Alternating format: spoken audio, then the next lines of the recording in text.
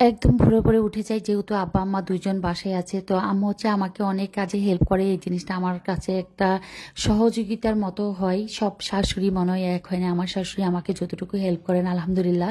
এই বয়সেও আম্মা হচ্ছে, আমার যেহেতু চোখের অপারেশন, আম্মা অনেক কাজ করতে পারবে না। চুলার কাছে যেতে না করেছিল ডাক্তার, তারপরেও আম্মা হচ্ছে আমাকে অল্প অল্প করে কেটে কুটে দিচ্ছে, আর আমি হচ্ছে তাড়াহুড়ো করে রান্না বসিয়ে দিচ্ছি। ওদিকে হচ্ছে আব্বা 2 মিনিট পর পর পায়চারি করছে আম্মা আর আমার কাছে এসে, যে কোন খাবারটা রান্না হলো, রান্না শেষ হলো কিনা, কমপ্লিট হলো কিনা।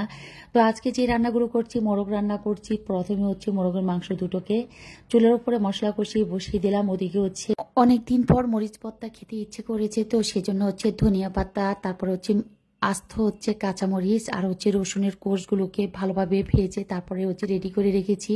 আব্বার সাথে দেখা করতে লোক এসেছে, তাদেরকে হচ্ছে ওদিকে আবার ট্যাঙ্ক গুলে দিচ্ছি। আসলে যদিও শীতকাল, তারপরেও পানির তাপটা একটু সহনীয় করে আমি হচ্ছে ট্যাঙ্কটা দিচ্ছি। এই মুহূর্তে চুলা খালি করা যাবে না, কারণ চুলাতে একটার পর একটা রান্না বসিয়ে দিচ্ছি, সেই জন্য হচ্ছে ট্যাঙ্ক আর হচ্ছে অন্যান্য আইটেম দিচ্ছি। বেগুন ভাজি করছি, আব্বার প্রিয় খাবার হচ্ছে বেগুন ভাজি, আর হচ্ছে একদম মুচমুচে পোড়া মরিচ। তো এই দুইটা হলে আব্বা একদম খুশি হয়ে যান। তো এই জন্য আব্বার জন্য হচ্ছে পোড়ামরিচ আর হচ্ছে বেগুন ভাজিটা করছি। মোরগের মাংসটা তো আমরা আছি, সবাই খাবে বা আব্বার যদি পছন্দ হয় খাবে। তো এদিকে ওই যে ভর্তার জন্য যে আইটেমগুলো রেডি করেছিলাম সেগুলো হচ্ছে এখন পাটায় পিষে তারপরে হচ্ছে আমরা ভর্তাটা করে নিব। সেটা হচ্ছে মরিচ ভর্তা বা ধনিয়া পাতার ভর্তাও বলা চলে, ধনিয়া পাতার ভর্তাটাই আমি বেস্ট বলি। আর আমি যেহেতু রান্নাবান্না কমপ্লিট করছি এই ফাঁকে হচ্ছে আজানও দিয়ে আসছিল। আব্বা হচ্ছে, এটা আব্বার একদম অনেক আগে থেকে অভ্যাস, আর আমার সাথে খুবই ঝগড়া লেগে যায় আমার আব্বা দুজন, যে আব্বা কেন রান্নাঘরে আসে, আব্বা কেন রান্নাঘরে সবকিছু নাড়াচাড়া করে, এটা আমার আবার পছন্দ না। আর আমার তো শ্বশুর, আমি কিছু বলতেও পারি না। আব্বা হচ্ছে আমাকে বলবে যে তুমি তো রান্নাঘরে থাকো, সবকিছু তুমি খাও, তরকারি লবণ দেখো, খাইতে খাইতে তোমার আর মানে টেবিলে খাওয়ার লাগে না। আর আম্মা হচ্ছে বলে যে আপনি এতবার রান্নাঘরে আসেন কেন, এতবার সবকিছু ধরেন কেন, এটা টেস্ট করেন কেন, এটা লবণ দেখেন কেন। আব্বা আবার আম্মাকে বলে যে তোমার শাশুড়ির চোখ অপারেশন করার, তোমার শাশুড়ির চোখে একটু বেশি দেখে আমার খাবার দাবার।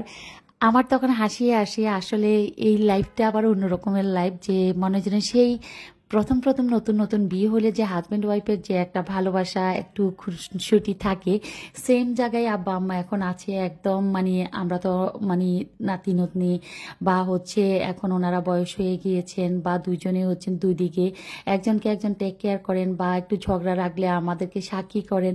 এই জিনিসগুলো আমার কাছে অনেক বেশি ভালো লাগে। তো দুপুরের হচ্ছে খাবার দাবার সবাইকে দিলাম, সবাই খেয়ে দিয়ে আমি হচ্ছে একটু সবার জন্য একদম পুয়া পিঠা বানাবো। সেটা হচ্ছে অনেক বছর পর খেজুরের গুড় দিয়ে, নতুন খেজুরের গুড় দিয়ে হচ্ছে পুয়া পিঠা বানাচ্ছি। চেষ্টা করলে পারি, অবশ্য আমি চেষ্টাও করি না, অনেক সময় চিন্তা করি যে এই জিনিসটা আমার হাতে সুন্দর হবে না, আমি পারবো না, অমুকের হাতে ভালো হয়, অমুকে ভালো বানাতে পারে।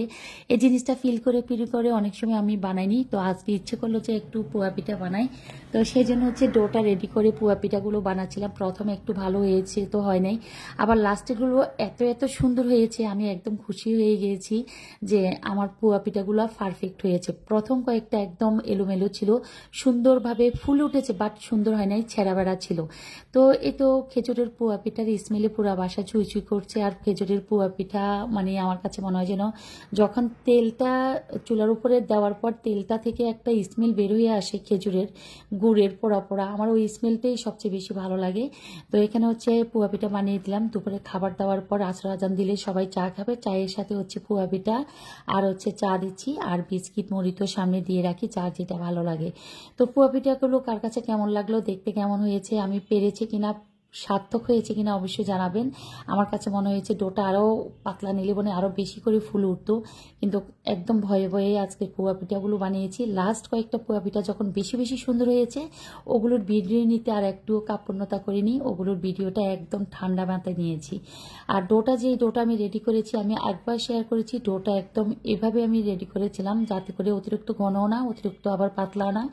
আমি এক বাটি ডো তৈরি করি, যেহেতু আমরা বাসায় অনেকজন, তো সেই ক্ষেত্রে যেন ডোটা তৈরি করার পর আমাকে যেন আবার ডোটা ধরতে না হয়, সেজন্য একদম পুরো এক বাটি ডো রেডি করেছি। আর সম্পূর্ণ পিঠাগুলো এক এক করে বানিয়ে উঠিয়ে এখন হচ্ছে সবার জন্য সার্ভ করলাম।